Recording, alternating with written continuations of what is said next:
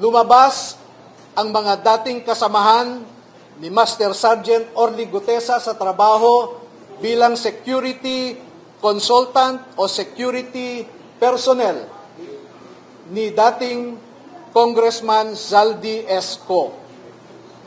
Nandito po silang lahat at makikita po ninyo ang madalas na pag-deliver nila ng mali-maleta at minsan mga paper bags naman na mga pera patungo sa mga nag-aalaga sa ICC investigators ng grupo ni Sonny Trillanes at saka ni Zaldi Co.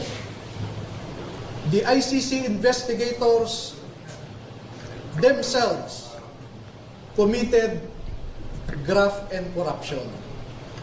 Dahil bakit hinayaan nilang lahat ng sasakyan, lahat ng pagkain, lahat ng accommodations nila ay sinagot ng mga tao na kilala naman nila na kalaban ng kanilang iniimbestigahan. At panglima, ang mandato ng ICC ay di umano protektahan ang human rights ng mga tao.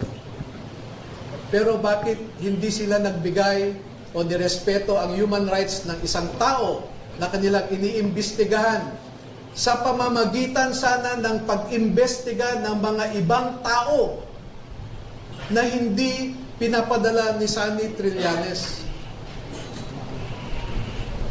So yan po ang buod ng kanilang affidavit.